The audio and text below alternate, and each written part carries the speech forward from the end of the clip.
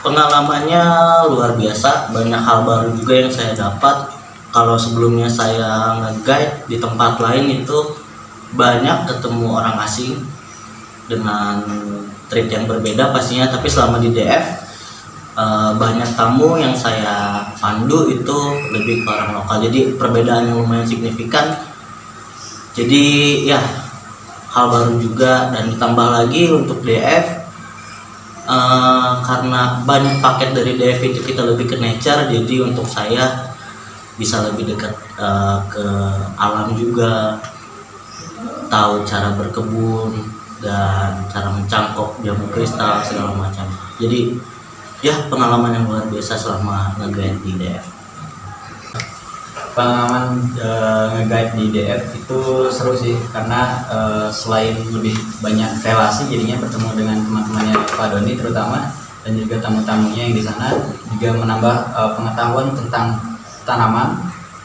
Karena di Donismon kan banyak banget tanaman-tanamannya ya, gitu. Ada sayuran, buah-buahan, durian juga ada, jambu biji, nanas dan lain-lainnya. Itu jadi tambah pengetahuan untuk kayak durasi berapa lama sih itu panennya yang bagusnya itu.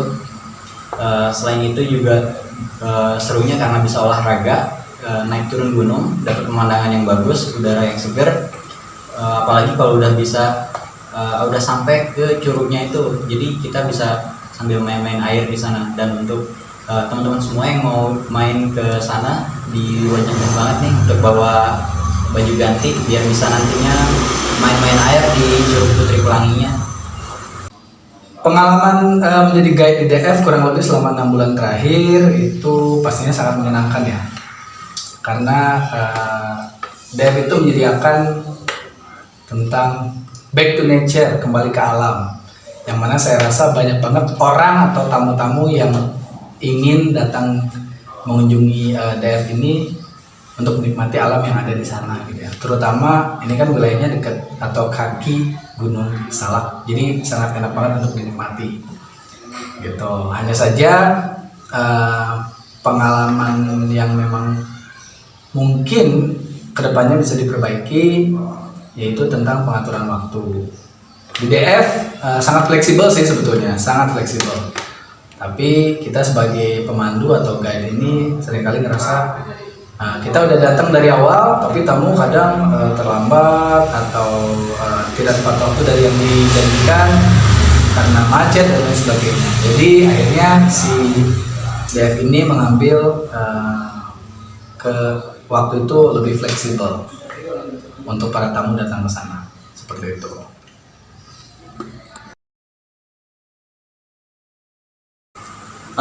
Kesan-kesannya yang pasti saya senang banget, banyak ilmu yang saya dapat di DF, terutama ilmu-ilmu dari owner saya juga, dari Pak Doni atau Bu Seli. Banyak juga yang di-sharing dari mereka, dan ya, karena ini salah satu ketertarikan saya juga menjadi guide, banyak ketemu orang baru, jadi kesannya untuk saya pastinya senang. Kesan-kesannya itu keren banget di sana, dan enak banget, enjoy banget. Tempatnya adem di Donismon itu, terutama untuk family, bahkan untuk teman-teman yang mau punya acara gathering pun di sana bisa banget, seru banget.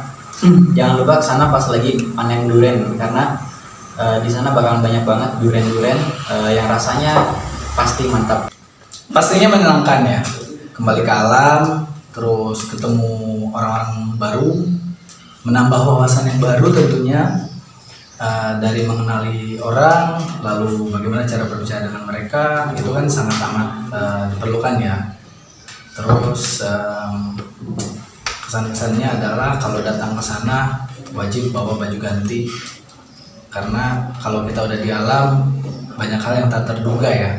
Salah satunya cuaca yang sangat amat tidak terprediksi ya, meskipun kita datang terang, tiba-tiba bisa jadi gelap, mendung, hujan. Jadi sebagai guide atau pemandu pun harus siap dengan pakaian gantinya, karena penting banget, nggak mungkin basah-basahan pulang pergi. Jadi itu kesan-kesan untuk guide atau pemandu yang akan berada di DF untuk nantinya ya. Pesannya untuk para pelajar atau untuk adik-adik, poinnya sih kalau menurut saya yang pertama harus pede dan juga ambil banyak ilmu tentang apapun itu yang berhubungan dengan guide, karena untuk menjadi guide kita harus berwawasan. Banyak hal yang harus kita jelaskan ke tamu-tamu, dan sebaik mungkin kita atau sebisa mungkin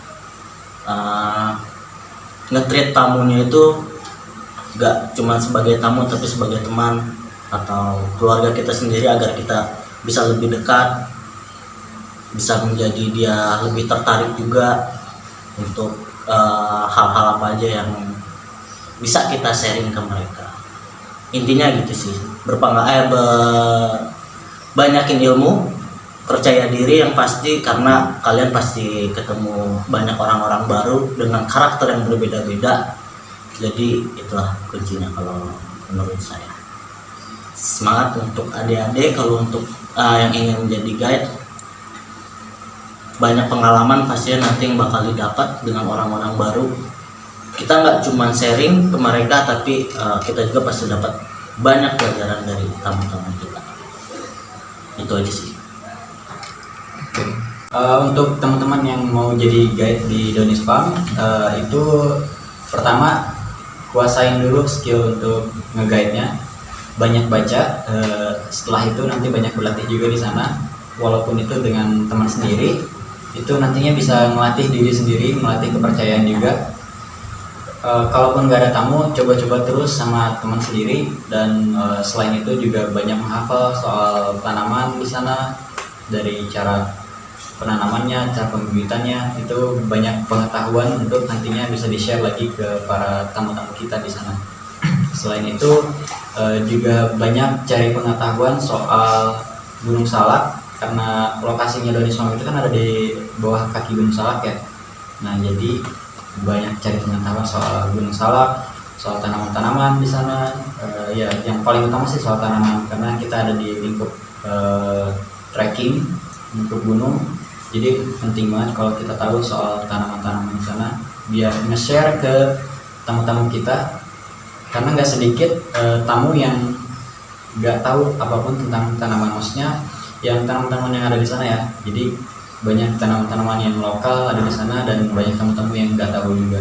Jadi kita sambil jalan-jalan, sambil sharing ke para tamu gitu.